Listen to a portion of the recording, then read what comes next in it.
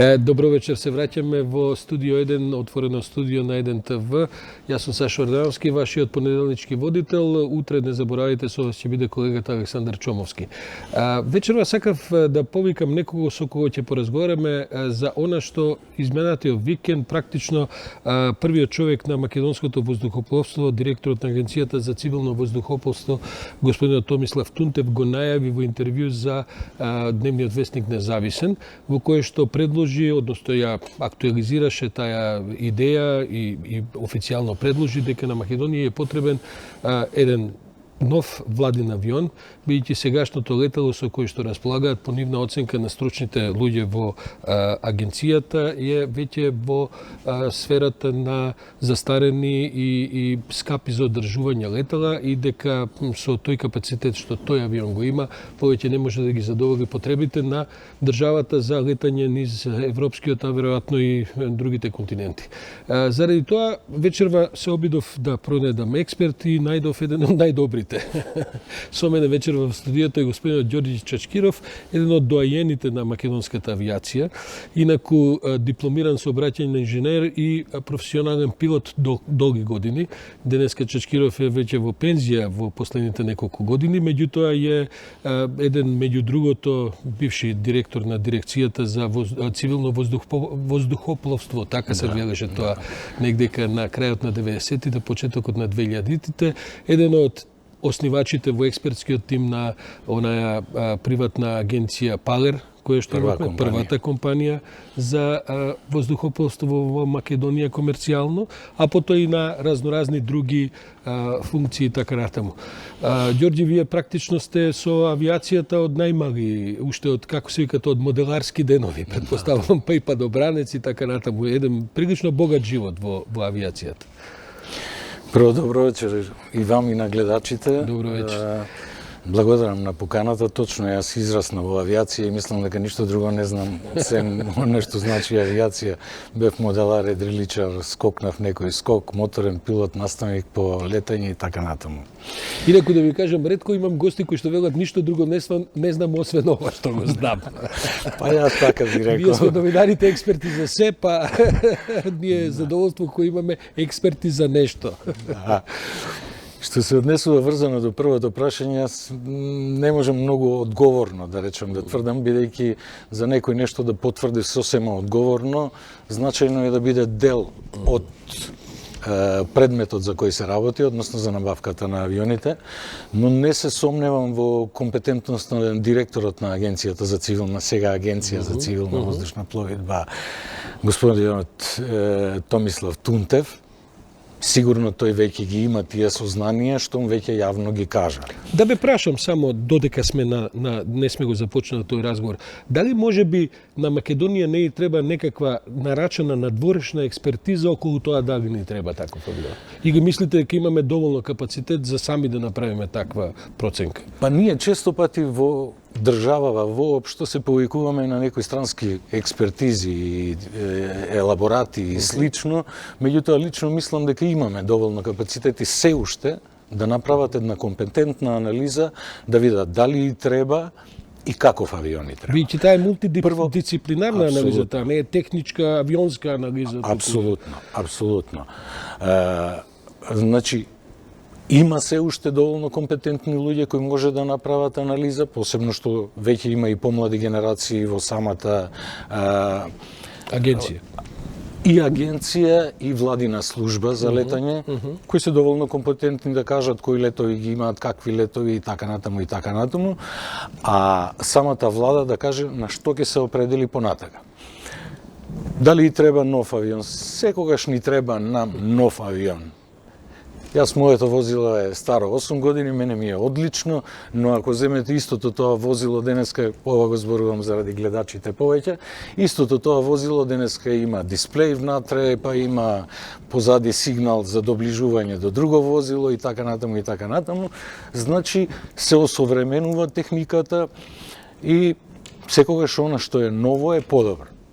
Второ, и во однос на тоа дали треба и каков и треба авион, повторно треба да се направи една анализа и да се определи точно за кој авион ќе биде на кој авион ќе биде насочена целата таа активност, која опфаќа многу елементи. Прво треба да се изработат внатрешните документи, самото оперирање, да се види со како стручен кадар се располага внатре во самата авиослужба, зборам.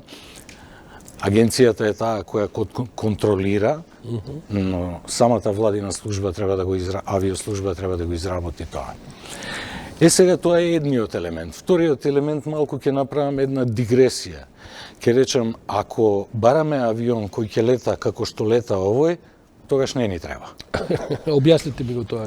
Еве ќе го објаснам сосема конкретно. Според податоците кои ги слушам, затоа реков не сум толку одговорен и можда некаде ќе направам некоја грешка, но според податоците кои ги слушам, овој авион последните години има налетано во просек по 200 часови годишно. Тоа претпоставувам многу Тоа малку. е еден минимум кој е минимум. Значи, ако зборуваме и понатака да имаме авион кој владата и службите ќе го користат по 200 часови месечно, односно годишно, тоа е сосема мал налет. Макар што одма да кажам дека годинава приметувам дека се користи многу повеќе. То претпоставувам дека, бидејќи за оваа анализа за која разговараме, меѓу другото треба да биде и анализа на потребите, кои се државните потреби од какво летало. Претпоставувам дека капацитетот на седиштата со кој располага овој авион, неговиот домет, неговата, како да кажам, подложност на сервиси, чести поредки и така натаму, веројатно се еден од факторите и зошто толку релативно малку е летано со него. Па добро, може да се каже и така, но во основа јас и овој авион кога се набавуваше и предходните авиони кога се набавуваа, не бев тој кој прифаќаше да се купува авион во кој председателот, премиерот или председателот на собрание ќе влегуваат во собствен авион со наведната глава. Не е доволно Така висок, нема кабина доволно височина голема. за комотно да се исправи и така натаму и така натаму. Друго, тој ги задоволуваше потребите во овој период и технолошки и она што ние го развивавме како соработка во регионот. Ај малку за публиката, што значи каков е неговиот домет?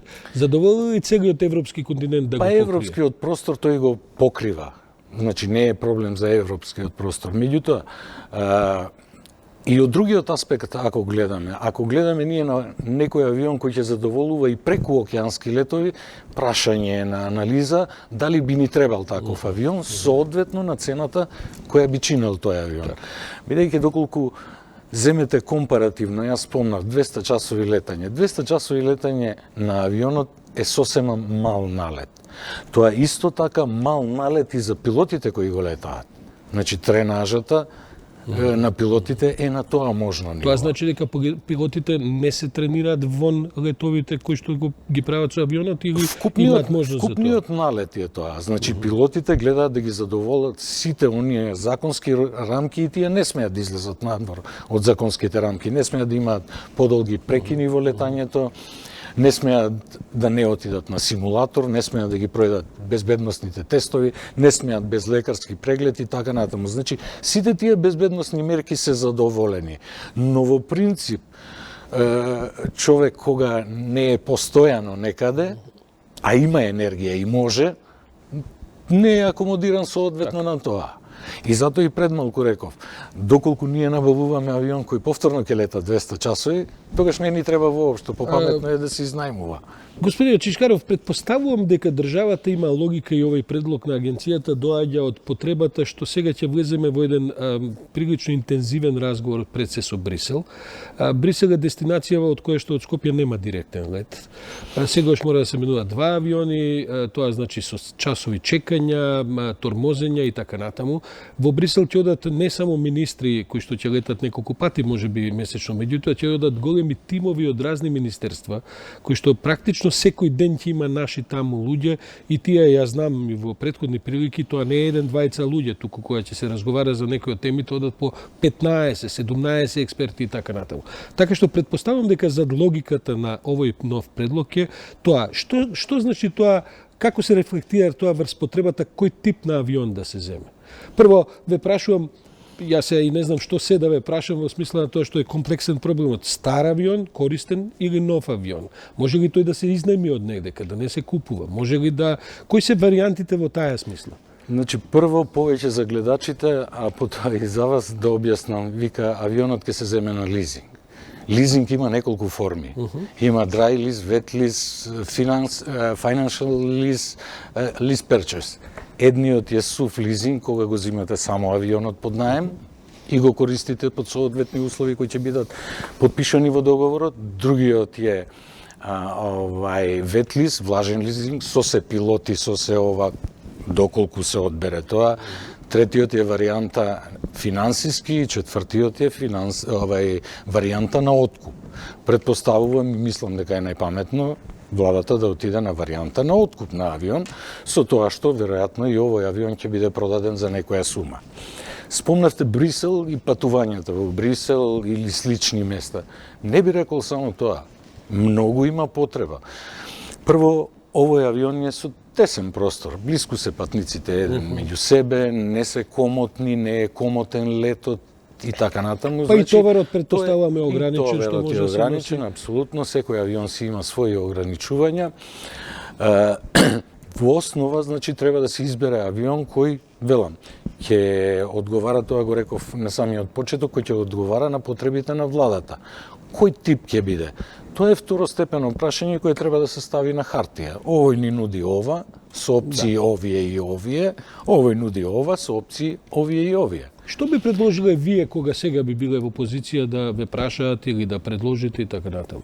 Па прво да речеме во оваа прва варијанта, јас би сакал дискусијата понатака да ја продолжиме малку и во некоја своја варијанта која јас ја имам. Да. Значи во оваа прва варијанта јас не би правил реклама на ниеден тип од авионите, но би рекол да биде авион од некоја нормална категорија, кај што човек исправено може да седи, комотно да седи во авионот внатре со нормално минување и на крајот на криштата, искрено да речем, може да делува смешно да има нормално веце.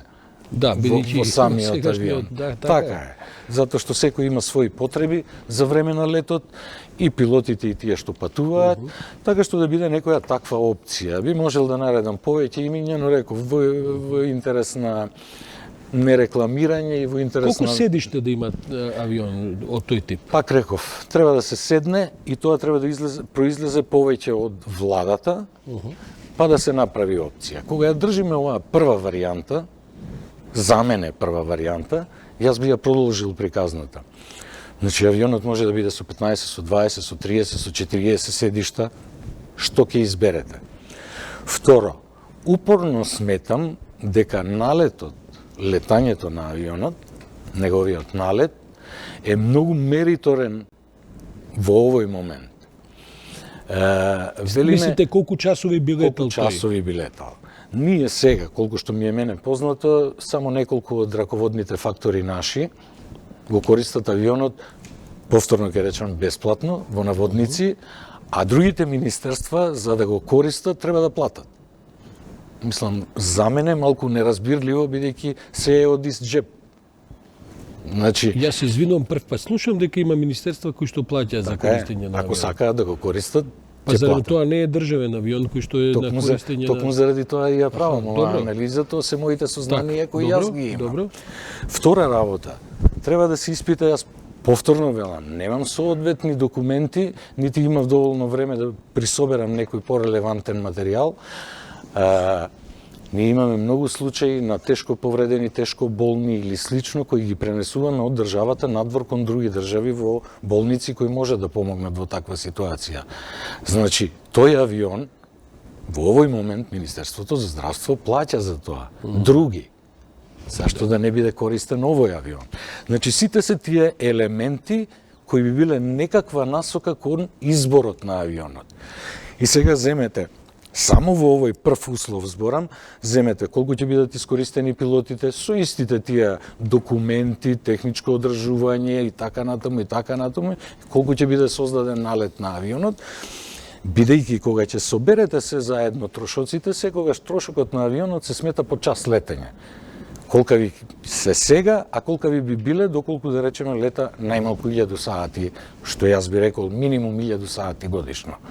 Треража на пилоти, плюс авионот во кондиција, плюс соодветен сток на резервни делови, кои Не може да застари ако ние одбереме нов авион кој ќе го отплаќаме на рат. Некои од луѓето кои што се разбираат подобро во оваа област со која јас поразговарав овие денови, бидејќи идејата е сосема нова, да кажам инаку дека господин Томислав Тунтев беше многу расположен да дојде и тој да говори на оваа тема, меѓутоа е во Црна Гора службено, па секако ќе има потреба да се направи веројатно во некоја догодина поголема емисија со повеќе да кажем експерти со кои ќе разговараме.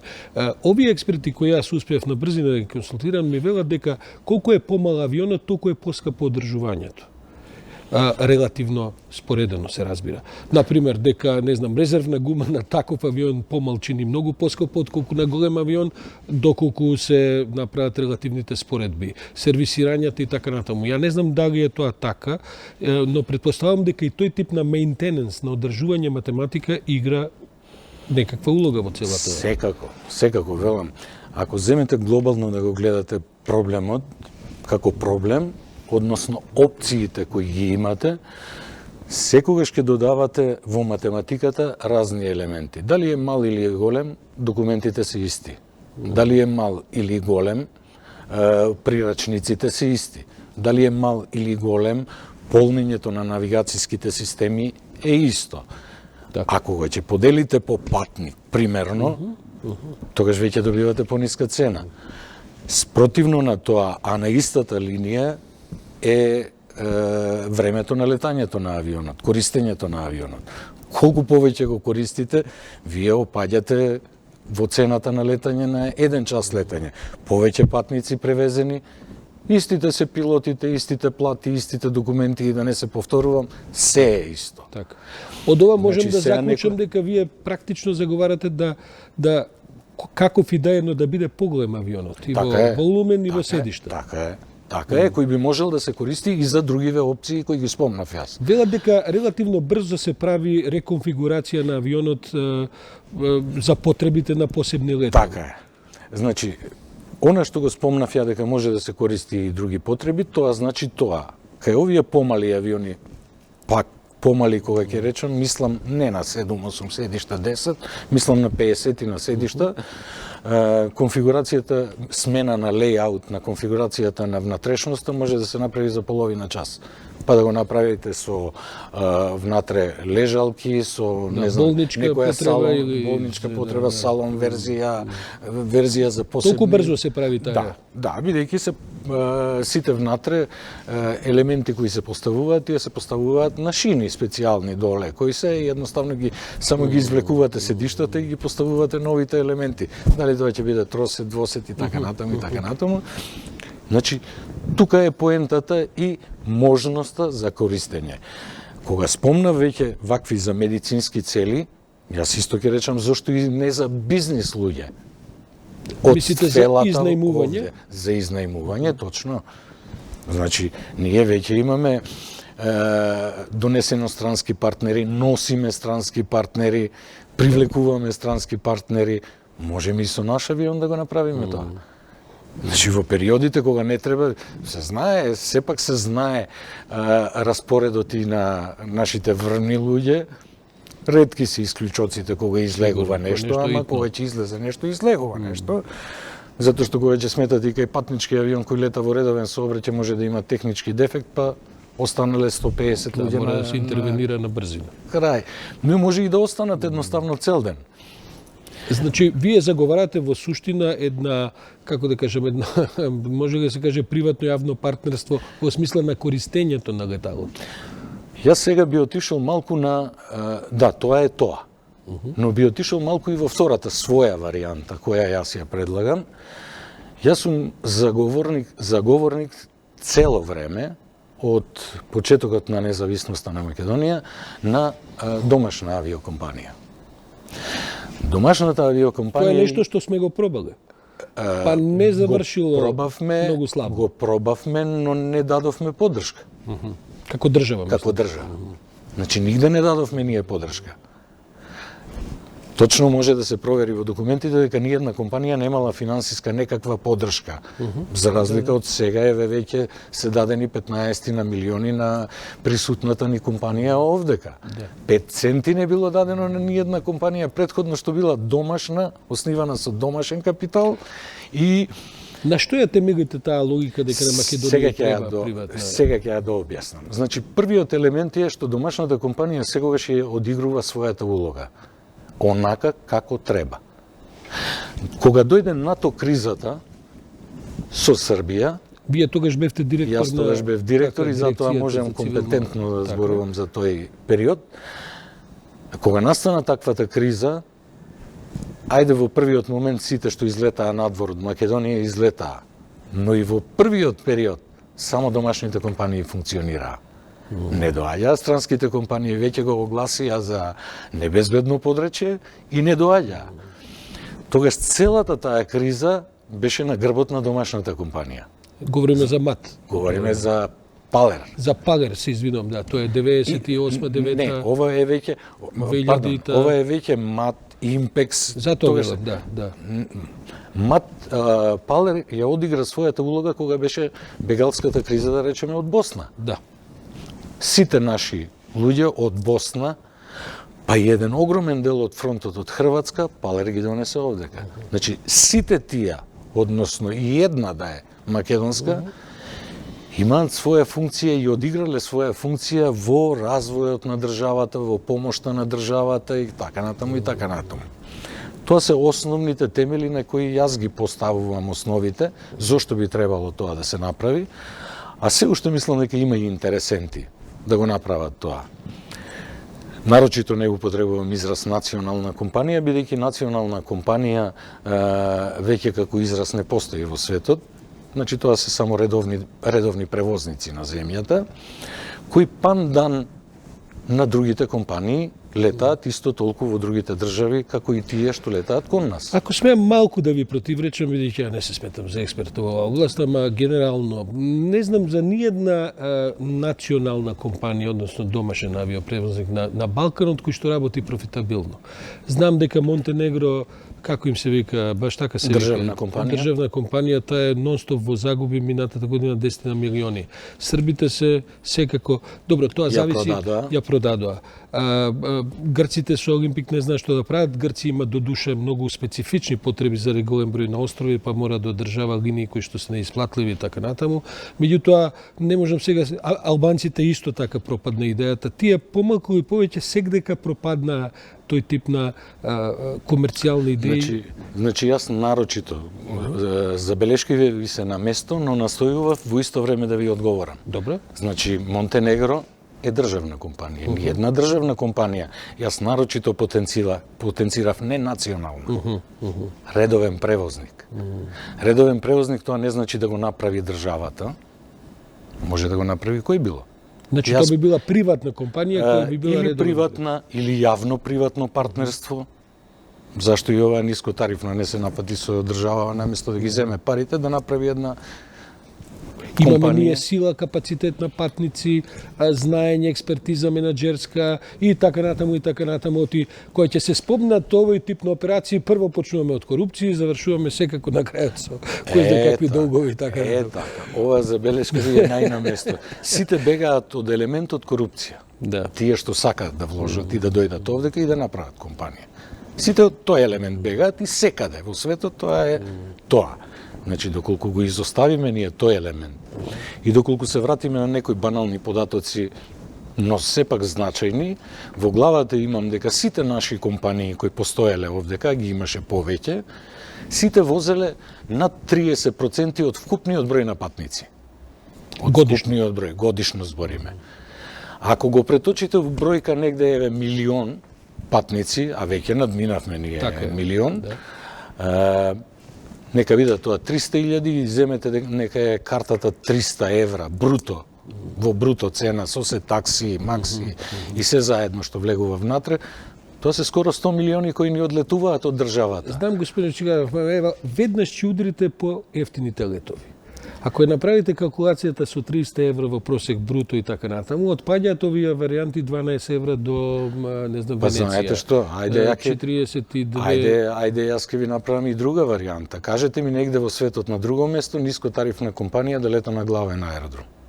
Па ја не знам, ама може би главниот аеродром е таков да не сака Луфтханза да лета, па мораме... Па не е да не сака, лета. Лета и Австријан лета, толку колку што мисла дека има потреба. Лета Адрија од кога и да е. Што се крие за тоа? Не ја довршивме приказната само околу компаниите. Српската компанија која ја градеше патем цела Југославија, не беше тоа само тоа. Бивши ја. Дочекаа момент кога добро ја продадоа. Значи се уште постои. Адрија е неколку пати во финансиски кризи. Да, малку па државата но не ја даваат. Да, ма во Словенија инаку постои тоја друга една логика. Таму се уште многу работи се државни. Од НЛБ Тутунска банка. Ама не е Адрија државна. Не се државни, ни една. Ама државата не ја дава. Не ја дава државата од причини што спомнав, колкава цифра спомнав дека во Македонија се одлева од тоа. Вие рачунајте дека една компанија не е само 100-200 вработени во нејзе. Рачунајте оние што ги чистат авионите, рачунајте тие што транспортираат патници. Вие сте наставот дека во тоа има комерцијална смисла. Да, има. И сега ќе ја продолжам теоријата која ја започнавме, дали треба на Македонија авион соодветен и за владини потреби. Тој авион сега би бил комбиниран? Сега веќе нема да правам реклама, бидејќи фабриката не постои. Ќе го споменам Фокерот. Добро. Уште во 94 година јас имам еден пишан материјал до владата да земеме трет авион Фокер 70, кој би бил помал од Фокер 100, кој би го користел во редовен сообраќај цело време Палер Македонија, но во даден момент со најава ви кажав колку време треба, еве ова е поголем авион, за 45 минути до саат и пол, како сакате ќе го направите? Сакате првиот дел салон верзија, па ќе бидат премиерот, председателот или кој било друго, па задниот дел ќе бидат новинари, или ќе биде цела придружба со него, владата, советници и слично. И кога тоа ќе го искомпонирате и тој авион ќе лета во редовен сообраќај, кога ќе лета 200 сати месечно, а не годишно, истиве пилоти кога ќе се припојат во тоа јато, со истите документи кои ќе влезат во истото тоа, се заедно, и тоа да биде направено во, вела можда најзгодно по принципот јавно-приватно партнерство, погледнете го резултатот што добиваме. Со други зборови, да кажем по-упростено за нас лаиците, мастрафот е ист, само што вака би се делил и за комерцијални и за државни потреби. Мастрафот е многу поголем што го добива државата во вториот дел. Мислам, кога веќе сакате, кога веќе сакате. А првиот дел мислам дека доволно го образложивме. Значи, првиот дел да не останеме на ниво на 200 или 400 сати налет на тој авион. Сум за, реков. Секој сака да има подобро, поубаво. Авионот сигурно нема да се земе, еве, ние извадивме од джеп 16, 15, 18, 20 милиони, па ги ставаме на маса, туку се зима, се знае колку е.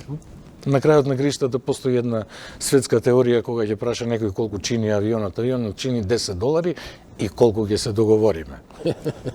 И на колку рад. Во принцип од ова што исчитав за викендов, бидејќи не сме ние првите што ова го разговараме, се работи за негде околу, предпоставам, 20 на милиони евра, во кои што се разбира никој не очекува да ги појавите на маса, но во некаков финансиски план би се распределили така натаму, што веројатно за една држава не е некаков фрапантен трошок кој доколку постои овој систем, оваа шема за користење така натаму, може да покаже и одредена смисла целото. Ќе повторам уште еднаш, значи тоа прво не се толку многу големи пари. Значи не се многу големи пари. Ако проверите, според она што јас го имам, јас мислам дека повеќе од 1,5 милион годишно се трошат на пациенти кои се носат надвор од други компании. Така, значи, чистите Министерството за здравство како трошок? Предпоставувам дека Министерството за здравство го плаќа. Тоа, затоа велам, не сум толку сигурен, меѓутоа тука сум некаде. Кога на тоа ќе се додадат и сите службени патувања на државни функционери. И на некогаш кога е слободен авионот некои бизнисмени. Предпоставам дека државата и некакво карго некогаш од негде или донесува или однесува. Предпоставам дека таков авион би имал и за тоа можност. Така е, или значајни некои делови, елементи кои итно не требаат во многу Еве, прво во болниците, да речеме, често пати се случува да бараме, па да ги трансферираме. Знаете како јас ве слушам и ја гледам целата логика, но секогаш имам страв, видите, државата е во принцип лош стопар.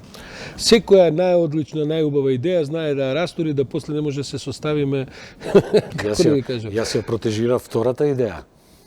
Значи, Да биде приватен да влезе, јавно-приватно партнерство, кај што приватникот стално ќе биде заинтересиран за својот джеб, но ќе биде заинтересиран и никој да не го притиска, да не го, знаеш, нас ни треба Брисел, тамо ќе леташ. Да не го уценува, да не го малтретира. Инаку рековте ќе ги изгубиме нискотарифните, многу користат буџетни. Тоа ќе биде голема реакција во јавноста. Дозволете. Некои користат ниско, само да се доизразам, ниско буџетни. Нивните буџети се огромни. Тие само имаат ниски тарифи делумно. Извинете, но нашиот патник, јас ви гарантирам, македонски, најголема потреба има за летање во Цирих. Зашто не се лета Цирих? Зошто? Затоа што не му е дозволено. Затоа што Базел е тамо. И Базел е празен аеродром кој треба да се развива, па овие таквите компании ќе летаат на Базел. Да, ако не им се. Така е, тоа јасно ми е дека. А велам, најголемиот број на наши патници одат за Цирих. Значи, постои една многу широк простор за елаборација. Господинот Тунтев, со целиот респект, реков, уште на самиот почеток, он дал некои насоки таму. Предпоставувам дека ќе покрене и некои активности од овие ја што ги спомнувам. Меѓутоа, вечерва јас сум тука на разговор, па јас имам таа среќа можда да ги спомнам прв. Конечно ве прашам, бидејќи сепак ја знаете состојбата со македонската авиација во Македонија и со бизнисот, не само со авиацијата и така натаму. Мислите дека постојат доволно заинтересирани или доволен круг на заинтересирани кои би вложиле во оваа варијанта која вие предлагате, бидејќи сепак се работи за милиони?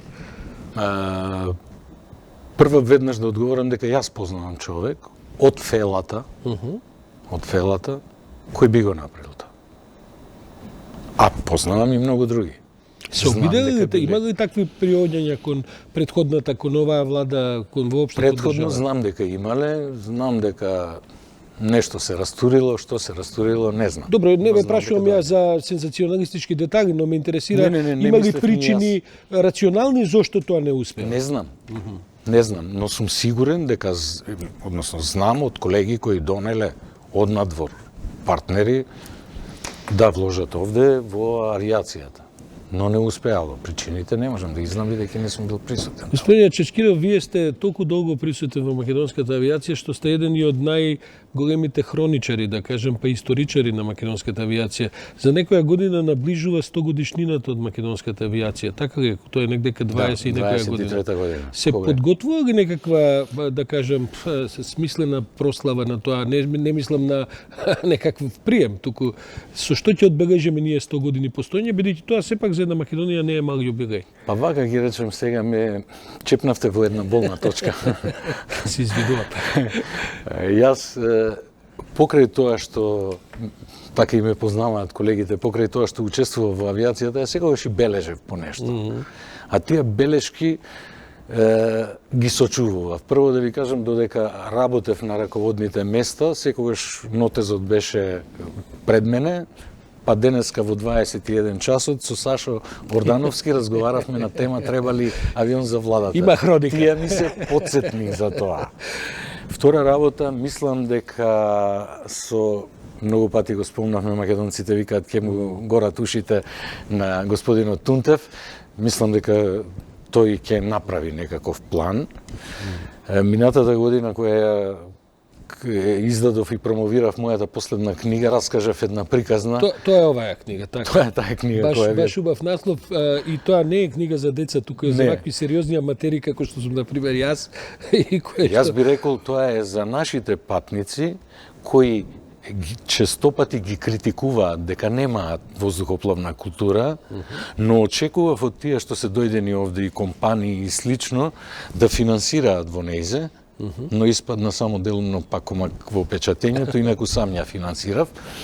Значи сега, болната точка велам ја последните 5-6 години ги склопувам коцките на македонското цивилно воздухопловство. Спомнавте 23-та година, тоа е првото формирање на аероклубот во Скопје. Идна веќе се спрема, можеби многу брзо ќе излезе историјата на аероклубот Куманово, која ќе биде впечатлив дел.